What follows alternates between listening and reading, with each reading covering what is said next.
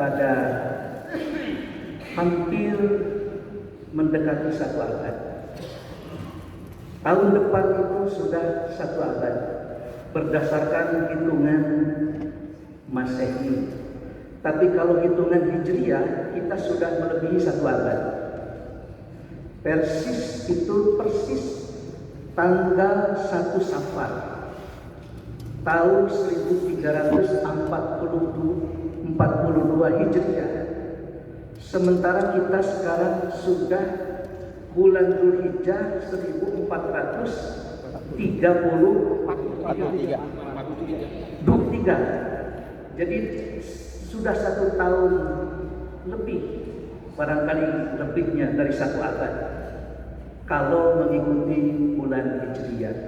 Tapi kalau mengikuti bulan Masehi tinggal 1 tahun lagi. September tahun depan kita sudah 1 abad. Jadi insya Allah Pak Wali Kota, tidaklah mungkin Muhammadiyah, Persis, NU ini berkelahi, bertengkar. Tidak mungkin karena mereka sudah dewasa. Sudah 1 abad. Berbeda pendapat itu biasa, adik kakak ini. Mana mungkin itu bertengkar, berkelahi? Tidaklah mungkin. Dulu itu Ahmad Dahlan, Ahmad Hasan, Hasyim Asy'ari, semua itu adalah mereka bersaudara. Dan mereka membangun Indonesia ini tanpa pamrih. Karena memang mereka itu lahir dan melahirkan sebuah jamiah, sebuah organisasi dalam rangka membangun negara Kesatuan Republik Indonesia ini. Oleh karena itu, Persis dan Muhammadiyah juga itu lahir sebelum Indonesia ini ada. Indonesia baru 76 tahun. Sementara kita sudah jauh sebelum Indonesia ini ada. Jadi yang mengadakan Indonesia ini adalah ormas-ormas yang sekarang ini hadir. Oleh karena itu 1 abad kalau dalam hitungan usia manusia itu sudah cukup bijak, sudah cukup dewasa. Oleh karena itu tepat apabila Persatuan Islam sekarang di Jakarta itu mengambil sebuah tema meneguhkan peran Jamiah Persis di Jakarta Utara dengan mewujudkan Islam Rahmatan lil Alamin dalam menyongsong 1 abad Persis. Jadi kalau peran Persis tidak ada di Jakarta Utara padahal ada 4 cabang, maka tentu saja tinggal tanya saja wali kotanya bagaimana peran Jamiah Persis di Jakarta Utara. Tanya barangkali pimpinan daerahnya bagaimana peran Jamiah Persis dalam membangun Jakarta Utara ke depan. Selayang pandang lahirnya Persatuan Islam awal abad ke-20, barangkali kita tahu bahwa umat Islam berada dalam tenggelam dan dalam kungkungan penjajahan Belanda. Mereka terbelenggu dengan kolonial Belanda yang tentu saja Belanda itu berkehendak dan berkeinginan untuk memadamkan cahaya Islam, sehingga kaum muslimin terbelenggu dengan kejubudan. Kaum muslimin terbelenggu dengan kemantegan berpikir. Dan para orang tua kita ternyata menyadari akan bahaya keterbelakangan, sehingga melalui kontak-kontak intelektual mereka sadar dan menyadari perlunya ada pembaharuan pemikiran Islam. Gerakan pemikiran Islam dan pembaharuannya itu dilakukan oleh kelompok-kelompok modernis yang tentu saja bukan hanya Persatuan Islam, akan tetapi di Jakarta itu ada 2 jamiah. Yang pertama adalah Al-Jamiatul Khairiyah Jamiatul Khair tahun 1905. Ada juga Al-Irsyad tahun 1915. Ada Muhammadiyah tahun 1912, dan di Bandung tentu saja ada Persatuan Islam yang awalnya hanya sebatas kajian, kelompok pengajian, kelompok tadarus, kelompok yang meneliti dan mengkaji tentang keislaman. Karena pada saat itu tercium kolonial Belanda untuk membodohi kaum muslimin. Al-Quran tidak boleh diterjemahkan, hadis-hadis Nabi apalagi. Sehingga pada waktu itu persis tanggal 12 September 1923 mereka itu memproklamirkan diri, membentuk dan mendirikan sebuah jamiah namanya Persatuan Islam yang dimotori oleh Kiai Zamzam. Yang Kiai Zamzam itu adalah mantunya Haji Anam Thayyib. Yang Haji Anam Thayyib itu adalah keturunan Palembang. Lalu ada juga di situ Kiai Haji Muhammad Yunus. Sehingga lahirlah Persatuan Islam dengan mengedepankan agar satu dalam pemikiran Islam, satu rasa, satu suara, dan satu usaha, yakni usaha, suara, dan rasa Islam, suara Islam, dan usaha Islam. Hal ini diilhami oleh ayat Al-Quran yang termaktub pada lambang kita, yakni A'udzu billahi minasyaitonir rajim wa'tasimu bihablillahi jami'an wa la tafarraqu. Berpegang teguhlah kalian kepada Al-Quran, jangan kalian bercerai. Hablullah yakni Al-Quran. Al-Quran hablullahil matin. Al-Quran itu adalah tali Allah yang kuat. Tentu kita mesti berpegang kepada tali yang kuat, jangan kepada tali yang rapuh. Dan tentu saja jangan dilepas. Jangan kamu bercerai dari Quran tersebut. Sering kita mendengar, kamu jangan bercerai, kamu jangan bercerai. Tapi ternyata tali yang membuat kamu tidak bercerai, ternyata kamu tidak pegang. Jika semua orang berpegang kepada yang satu ini, insya Allah kita tidak akan bercerai dari tali tersebut. Dan tentu saja baik A, B, C, jika berpegang teguh kepada Quran, maka dijamin mereka ini tidak akan berpisah. Sebab ketika seorang itu melepas tali Allah yakni Al-Quran, maka tentu saja tidak disuruh bercerai pun mereka akan berpisah dengan sendirinya. Oleh karena itu, itulah barangkali ayat yang mengilhami orang tua kita dari Pak Wali. Barangkali saya ingin menyampaikan, tidaklah mungkin warga Jamiah Persis itu tidak mencintai negara kesatuan Republik Indonesia. Mengapa demikian? Ternyata saya sebagai kader junior di Jamiah Persis itu mendapatkan sebuah kisah yang cukup menarik Pak Wali, dari senior kita, Allahu yarham Al-Ustadz Kiai Haji Amin Jamaluddin yang baru saja wafat beberapa minggu yang lalu. Dan itu pun tinggalnya di Jakarta, Pak Wali. Pak Kiai Amin Jamaluddin itu dulu tahun 80-an, beliau itu adalah pembantu Pak Nasir. Beliau itu membantu Pak Nasir dalam berkaitan dengan aliran-aliran sesat dan menyesatkan. Harokah ada. Tahun 80 itu ternyata kata beliau bercerita kepada saya sebagai juniornya.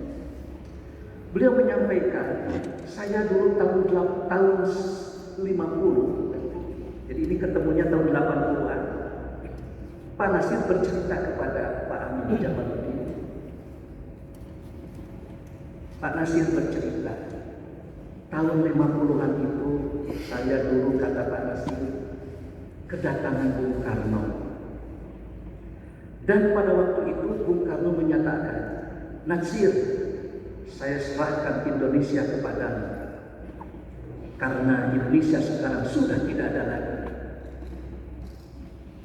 Mengingat Indonesia sudah terdiri dari negara-negara bagian. Karena waktu itu Indonesia dalam posisi Republik Indonesia Serikat. Dan pada waktu itu pula, begitu mendengar kalimat dari Bung Karno, saya serahkan Indonesia kepadamu, maka setelah itu, setelah Bung Karno pulang, Pak Nasir tidak ada yang dikunjungi kecuali gurunya, yakni Ak Hasan. Berkunjunglah Pak Nasir kepada Tuan Hasan dan disampaikanlah kepada Tuan Hasan, Tuan, karena ini biasa di antara guru dengan murid, Tuan, saya kedatangan Bung Karno dan Bung Karno menyatakan, Nasir, saya serahkan Indonesia kepadamu. Karena Indonesia sudah tidak ada lagi. Indonesia sudah menjadi negara-negara bagian. Ada bagian negara bagian Sunda, Jawa, Ambon, Batak dan lain sebagainya. Kata Pak Nasir kepada Tuan Hasan, setelah Bung Karno menyampaikan seperti itu, barangkali Tuan punya pandangan. Akhirnya Pak Hasan bercerita, Nasir, dulu Ka'bah itu sempat kebanjiran. Lalu 1912. Hajar Aswad keluar dari porosnya sebelum Muhammad diangkat sebagai Nabi dan Rasul. Hampir-hampir terjadi perang saudara, karena setiap ketua-ketua kabilah itu merasa berhak untuk meletakkan Hajar Aswad pada porosnya lagi. Sebab itu merupakan bagian dari prestasi dan prestise seorang ketua kabilah. Beruntunglah Taman Khalid bin Walid mengumpulkan seluruh ketua-ketua kabilah dan menyampaikan siapa sebetulnya yang berhak untuk meletakkan Hajar Aswad pada porosnya lagi. Ternyata pada waktu itu muncullah kriteria. Siapapun ketua kabilahnya, asal yang lebih dahulu masuk ke Masjidil Haram, itulah yang berhak. Ternyata yang duluan masuk ke Masjidil Haram tidak ada lagi kecuali Muhammad bin Abdullah. Dan pada saat itu apa yang terjadi? Waktu itu sebelum diangkat sebagai Nabi dan Rasul, Muhammad bin Abdullah tidak mentang-mentang dia itu mendapatkan legalitas untuk menempatkan Hajar Aswad pada porosnya, melainkan beliau itu mengambil sehelai kain, lalu seluruh ketua-ketua kabilah memegang ujung-ujungnya, dan Nabi SAW yang belum diangkat sebagai Nabi dan Rasul membawanya di tengah, diangkatlah secara bersama-sama, lalu diletakkanlah Hajar Aswad itu pada porosnya. Demikian hebat peristiwa tersebut. Akhirnya Pak Nasir pulang dan Pak Nasir langsung menyampaikan kepada Bung Karno, izinkan aku untuk roadshow ke seluruh negara-negara bagian agar mereka menebur bersatu dalam negara kesatuan Republik Indonesia. Setelah roadshow, ternyata Pak Nasir menyampaikan dan melaporkan kepada Bung Karno, semua kekuatan kepala negara-negara bagian menyambut baik untuk melebur menjadi negara kesatuan Republik Indonesia. Dan Bung Karno menyuruh kepada Pak Nasir, Nasir, bawa ide tersebut ke konstituante. Dan ternyata konstituante mengetuk palu dengan menyatakan kembali kepada negara kesatuan Republik Indonesia. Satu tetes darah pun tidak ada yang mengalir. Dan Pak Nasir pada waktu itu menyampaikan kepada Bung Karno, dan ternyata sampai hari ini TNI menyatakan NKRI harga mati, itu sebetulnya adalah muncul dari kader rahim Persatuan Islam. Tapi tentu saja saya hari ini bukan ingin menepuk dada, apalagi ingin menyampaikan keakuan, bukan sama sekali, tidak demikian. Akan tetapi saya sendiri baru tahu dari Al-Ustaz Kiai Haji Amin Jamaluddin bahwa ternyata seperti itu ceritanya. Ternyata NKRI ini ada kaitan dengan Ka'bah kebanjiran. Karena Pak Nasir ini seorang murid Ahasan yang cerdas, dan Ahasan lebih cerdas. Walaupun saat itu kedatangan Bung Karno, beliau itu menyampaikan satu urusan kepada Ahasan, cuma dikasih dongeng seperti itu. Mungkin kalau orang bodoh, ngapain ini kok Ahasan? Saya datang-datang ke sana, kok dikasih dongeng, dikasih cerita, dikasih tarik.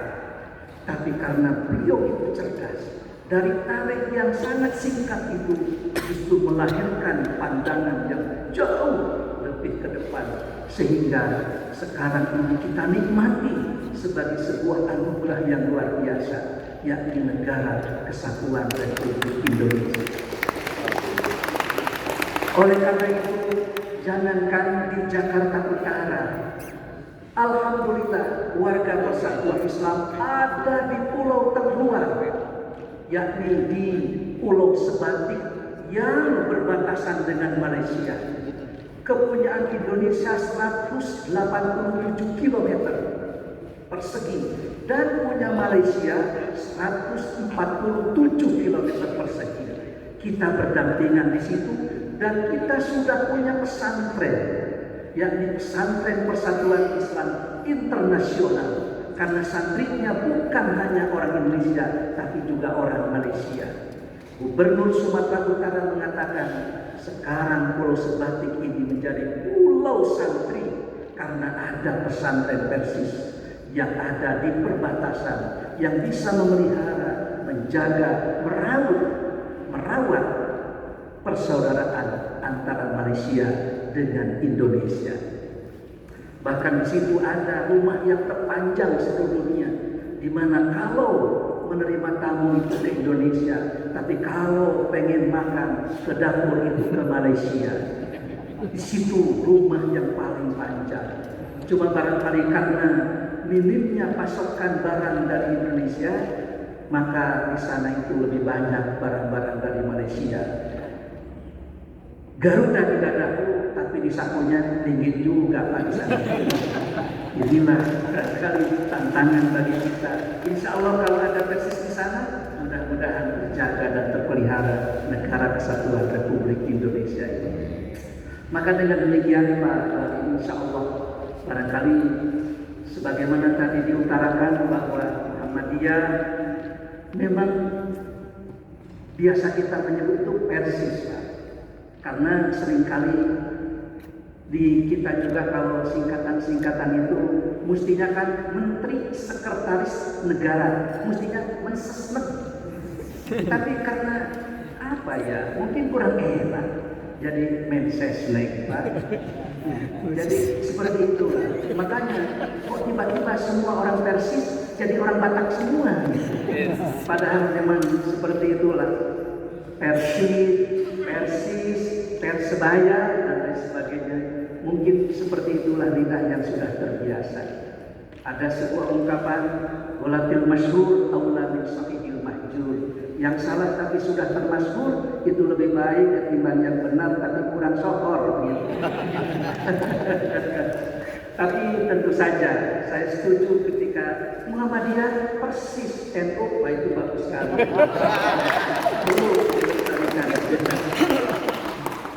Pernah dulu itu Kiai Latif Mukhtar itu sampai berkelakar. Kiai, kenapa mesti 3?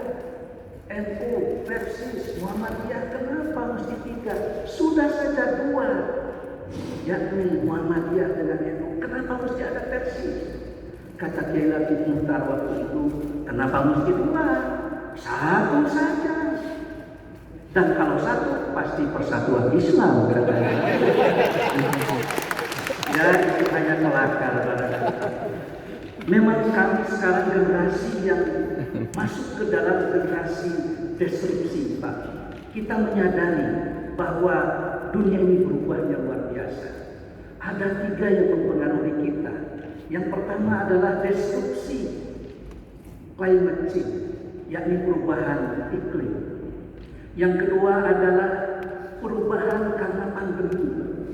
Dengan pandemi ini, jangankan tukang dagang, pedagang, pebisnis, ustadz saja libur. Ustadz pun libur, Jumatan itu tidak ada itu. Ini luar biasa ini dengan pandemi ini. Sehingga pengajian tutup, semua itu berhenti, lockdown. Ustadz saja nganggur 2 tahun. Ya. Dan yang terakhir adalah digitalisasi internet ini. Oleh karena itu, karena persis itu adalah jamiah yang bergerak dalam harokah dakwah dan tarbiyah serta muamalah untuk kesejahteraan umat, maka tentu saja harus memanfaatkan ketiga perubahan besar ini, sehingga memang memerlukan dan memeras kekuatan intelektual untuk menghadapi tantangan dakwah ke depan. Maka dengan demikian, apabila tidak berkolaborasi dengan seluruh stakeholder, dengan seluruh elemen bangsa, ini bagaimana mungkin kita bisa meraih kemenangan dan kejayaan. Sebab Imam Malik mengatakan bahwa la yasluhu amru hadhil ummah illa bima saluha bihi awal. Tidak akan selesai persoalan umat ini kecuali dengan apa dahulu umat ini selesai. Maka dengan demikian, bagaimana kita membawa ajaran Al-Quran dan As-Sunnah ini ke tengah-tengah disrupsi perubahan zaman yang demikian rupa, sehingga memerlukan kolaborasi, memerlukan berbagai macam input yang bisa kita manfaatkan demi terwujudnya dakwah yakni ilal khair, yakni mengajak kepada kebaikan. Mudah-mudahan Allah Subhanahu wa taala memberikan tenaga dan kekuatan kepada kita semua, baik para pimpinan daerah, para pimpinan cabang, dan juga seluruh bagian otonom yang berjihad untuk melaksanakan perannya dalam mewujudkan Islam sebagai rahmatan lil alamin. Mohon maaf barangkali Pak Wali di sini Persatuan Islam menggunakan kalimat masa jihad, karena kata-kata jihad ini sering dikonotasikan dengan kita, dengan peperangan. Padahal kita memang memerangi, yakni memerangi musuh batin kita adalah hawa nafsu dan syaitan. Kita seringkali memperkaya diri, seringkali memenuhi keinginan pribadi dan keluarga. Tapi bagaimana kita memberikan sumbangan untuk kemajuan Islam dan kaum muslimin? Maka dalam program jihad yang ditorehkan oleh para pimpinan daerah, para pimpinan cabang, maka disebutnya masa jihad. Karena di situ ada berbagai macam program-program yang tentu saja memerlukan dedikasi, loyalitas yang kuat. Dan siapa orang yang melakukan jihad seperti itu, maka Allah akan beri petunjuk kepada mereka. Walladzina jahadu fina lanahdiyannahum subulana. Itu yang kami tangkap, sehingga jangan dijadikan sebagai satu istilah yang lebih menyempit, akan tetapi kita buka bahwa di tempat lain itu masa bakti, tapi di kita itu adalah masa jihad. Jangan lagi orang merasa takut dengan jihad, karena jihadun nafsi, berjihad melawan hawa nafsu, melawan pemikiran setan, kekufuran dan kenifakan, itu pun adalah bagian dari jihad.